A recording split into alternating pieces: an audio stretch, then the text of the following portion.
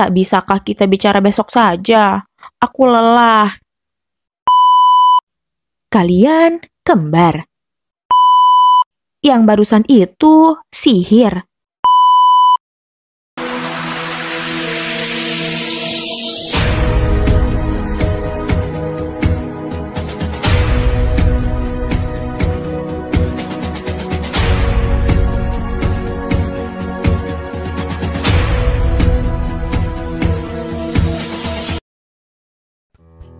Assalamualaikum warahmatullahi wabarakatuh. Selamat datang kembali dalam channel Kumpulan Cerita. Masih bersama Kace dengan cerita Silver Moon, sebuah karya karangan Kak Pokinop. Selamat mendengarkan. Part 3. Luna berjalan pelan sambil menggerutu. Ia tak habis pikir, kenapa wilayah tempat tinggal orang tuanya cukup jauh dari tempat tinggalnya. Luna tinggal di bangunan yang sama seperti pangeran berambut perak itu. Sebenarnya, Luna menyembunyikan fakta bahwa ia sangat syok dengan kejadian ini. Tentu saja syok. Gadis normal yatim piatu yang tiba-tiba saja diberitahu kalau orang tuanya masih hidup. Lalu, fakta kalau ia penyihir dan ia bukan berasal dari bumi melainkan Gerwish, semua itu sangat menyusahkan dan membuatnya uring-uringan. Tapi, Luna memanglah gadis yang suka menutupi keadaan dan semua hal tentang dirinya. Ia juga tak gampang membuka hatinya untuk orang-orang di sekitarnya. Ia selalu memasang topengnya setiap saat. Walaupun ia sangat syok, ia berhasil mengelabui setiap orang dengan wajahnya yang selalu tersenyum dan juga sikap cueknya. Iya, itulah keahlian Luna, poker face. Tak ada yang tahu kalau Luna menahan sakit kepalanya itu dari tadi. Saat ia bangun di pelukan sang pangeran, tubuhnya juga terus mengeluarkan keringat dingin. Luna sudah tak mau ambil pusing dan ia ingin cepat-cepat istirahat ke kamarnya. Kepalanya semakin sakit, tapi ia hanya menggigit bibir dan menyembunyikan ekspresinya. Sial, kenapa jauh sekali sih? Ulang Luna untuk kesekian kalinya, mengeluh tentang jarak yang ia tempuh. Ia berjalan cepat, tapi seseorang menghalanginya. Luna menatap datar orang itu. "Kau mau kemana? Kita harus bicara," kata orang di hadapan Luna, yang ternyata pangeran. Ya, pangeran siapalah itu namanya. Luna berusaha menahan tubuhnya agar tetap berdiri. Kepalanya mulai berputar-putar. Mungkin sebentar lagi ia akan pingsan kalau ia tak menggigit bibirnya keras-keras. "Tak bisakah kita bicara besok saja? Aku lelah." Luna kembali melangkah, tapi lagi-lagi pria itu menahan lengannya. "Tidak, harus sekarang," katanya menatap Luna tajam. Luna kembali berusaha memfokuskan penglihatannya yang mulai berbayang. Lalu menatap pria itu dengan memelas. "Kumohon, besok saja. Aku sudah tak kuat." Pria itu sedikit terkejut saat melihat wajah Luna yang pucat. "Tapi..." Belum sempat ia meneruskan kata-katanya, Luna sudah jatuh pingsan. "Hei, kau kenapa?" Teriak pria itu menahan tubuh Luna. Luna kehilangan kesadarannya. Pria itu lalu membawa Luna ke kamarnya yang sudah dipersiapkan dan menidurkan Luna di kasurnya. Pria itu lalu duduk di pinggir kasur dan terus memperhatikan wajah Luna dengan ekspresi khawatir setengah mati. Luna membuka matanya. Luna menatap wajah seseorang yang sedang memperhatikannya. "Kau baik-baik saja?" tanya pria berambut perak itu. Luna duduk sambil memegangi kepalanya. "Aku baik-baik saja, terima kasih." Luna tersenyum manis. "Untuk apa?" "Karena telah menggendongku ke kamar." Setelah itu, mereka berdua sama-sama diam. "Aku akan memanggil orang tuamu," katanya beranjak pergi. "Jangan!" Luna menangkap tangan pria itu. "Aku akan baik-baik saja setelah tidur. Dan sekarang aku ingin tidur. Bisakah kau keluar?" Pria itu mendengus kesal dan menatap tajam Luna tanpa ekspresi. Belum sempat pria itu menutup pintu, Luna lagi-lagi bertanya. "Siapa namamu?" "Orion. Aku Orion Diores," katanya lalu keluar dan kembali menutup pintu kamar Luna. Suara ketukan pintu terdengar. Masuklah. Luna merapikan tempat tidurnya setelah ia pakai tidur semalaman. Luna mengernyit heran melihat Orion menghampirinya dengan 2 orang di belakangnya. Lebih tepatnya, 1 orang perempuan dan 1 orang laki-laki. Mulai hari ini, kalian akan melayaninya. Orion berkata datar tanpa menatap Luna, lalu keluar dari kamar itu. Perkenalkan Nona, saya Elsie. Mulai sekarang, saya yang akan mengurus semua keperluan Nona.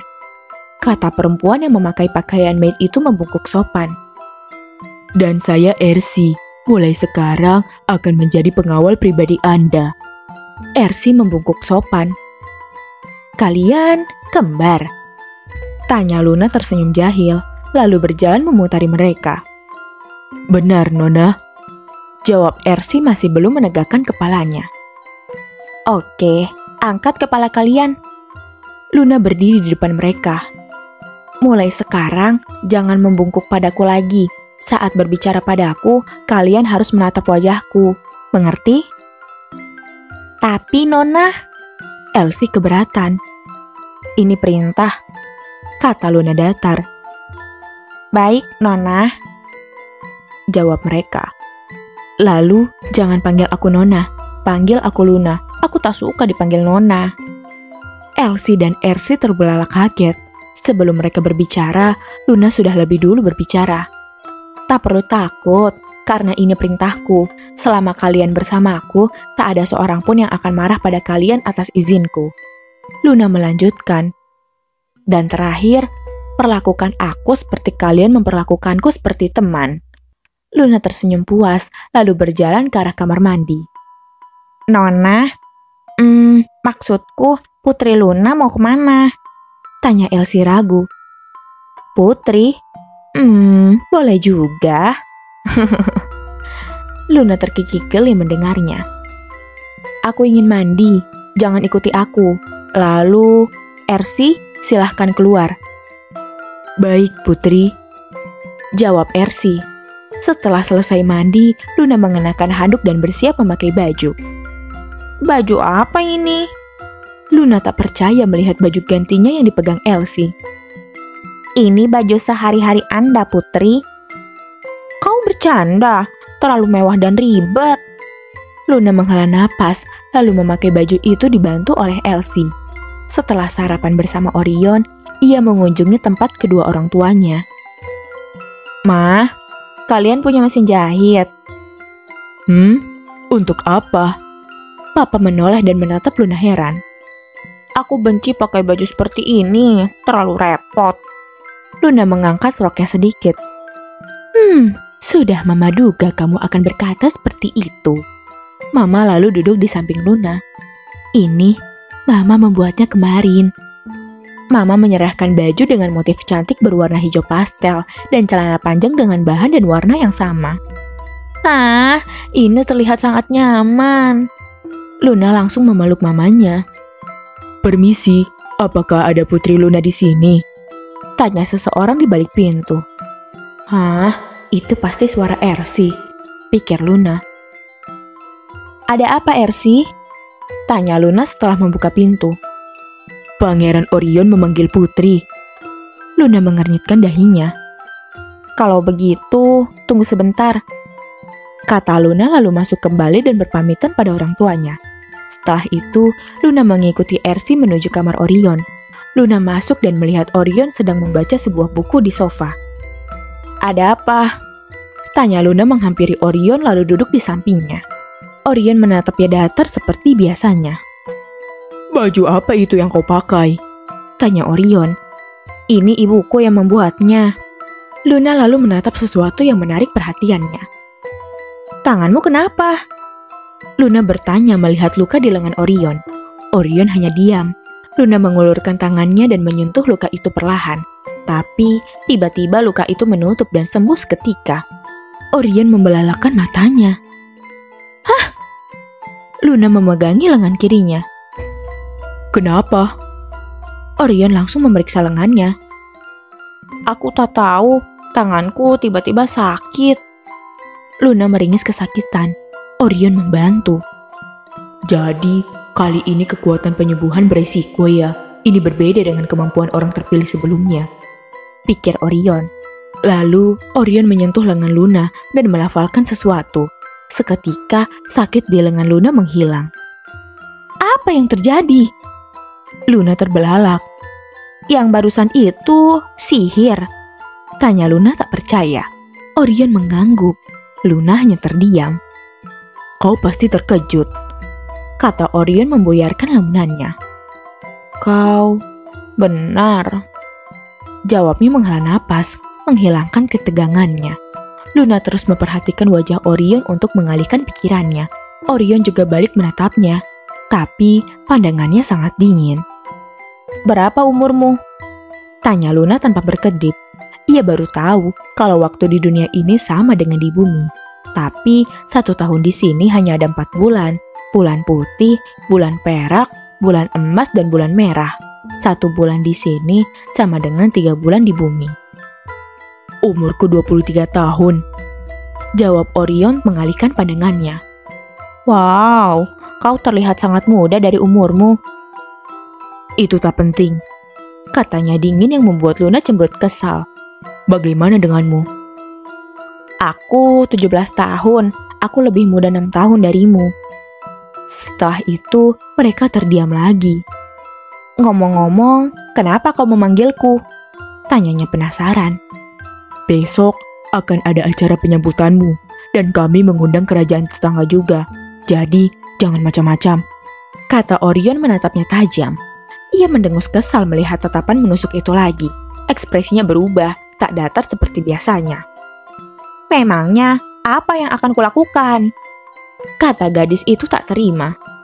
Orion tak berniat menjawabnya. Dengan kesal, ia berdiri dari tempat duduknya. Tapi kemudian, ia terkejut karena tiba-tiba Orion menahan tangannya. Ingat Luna, kau itu milikku selamanya, Orion berkata penuh penekanan. Luna hanya diam, memilih untuk tak menjawab pernyataan itu. Tapi entah kenapa ia merasa nyaman dan senang mendengar perkataan itu. Benar-benar aneh. Ia lalu meneruskan langkahnya dan keluar dari kamar Orion. Cukup sekian part kali ini. Bagaimana menurut Sobat Kece? Bagian mana yang paling berkesan? Komen di bawah ya. Jangan lupa berikan jempolnya dan tekan tombol subscribe-nya ya. Serta nyalakan loncengnya agar Sobat Kece tidak ketinggalan dengan kelanjutan ceritanya. Karena KC siap menemani kamu jelajahi cerita, ciptakan dunia.